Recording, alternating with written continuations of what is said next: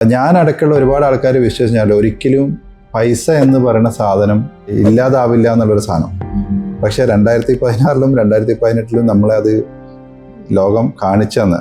അതുവരെ നമ്മളെ നാട്ടുകാർക്ക്, എസ്പെഷ്യലി മലബാറുള്ള ആൾക്കാരെ സംബന്ധിച്ചിടത്തോളം ആ പേപ്പറിനൊരു വിലയുണ്ടായിരുന്നില്ല. നമ്മൾ ലക്ഷ്മി എന്നൊക്കെ പറയുന്നുണ്ടെങ്കിലും സത്യം പറഞ്ഞാൽ ആർക്കും അതിനൊരു വിലയുണ്ടായിരുന്നില്ല. പക്ഷേ ഇവർ കൊണ്ടുവന്ന ഒരു പ്രിൻസിപ്പിൾ, വോട്ടെവർ പ്ലസോ മൈനസോ ആയിക്കോട്ടെ, ആ സാധനത്തിൻ്റെ വാല്യൂ എല്ലാവരും പഠിച്ചു. നമ്മളൊക്കെ പേഴ്സണൽ ഒരു എക്സ്പീരിയൻസിലൊക്കെ പറയുകയാണെങ്കിൽ, ഒരു കാലത്ത് നമ്മളടുത്ത് വന്നൊരു കസ്റ്റമർ, അയാളൊരു ബാഗ് അലൈൻമെൻറ്റ് ചെയ്യാൻ വന്നിട്ട് അയാൾ ബാഗ് വെച്ച് മറന്നു പോയിട്ട് അയാൾ ദുബായിക്ക് പോയി. അപ്പം ഓഫീസിൽ കയറിയപ്പോഴാണ് ഈ ബാഗ് കാണുന്നത്. ഇപ്പോൾ ബാഗ് കണ്ടപ്പം പുള്ളിനെ ഞാൻ വിളിച്ചു, അങ്ങനെ ഒരു ബാഗ് നിങ്ങൾ മറന്നുപോയിട്ടുണ്ട്.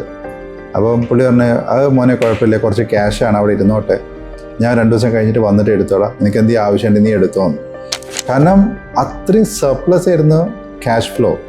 മാർക്കറ്റിൽ എന്താ ചെയ്യേണ്ടതെന്ന് പോലും ആൾക്കാരില്ല, ഇത് എവിടെയാണ് പാർക്ക് ചെയ്യാന്ന് പോലും അറിയില്ല. ആ സമയത്താണ് എല്ലാവരും ശ്രദ്ധിച്ചിട്ടുണ്ടെങ്കിൽ റിയൽ എസ്റ്റേറ്റ് ഇത്രയും ബൂം ചെയ്തതോ. ഒരു പൈസയ്ക്കും വിലയില്ലാത്ത ഒരുപാട് സ്ഥലങ്ങൾ പിന്നെ പോണതൊക്കെ ലക്ഷങ്ങൾക്ക് കോടികളാണ്. കാരണം ഇത് വാങ്ങിയിട്ടാണ് ഇത് പാർക്ക് ചെയ്തത്.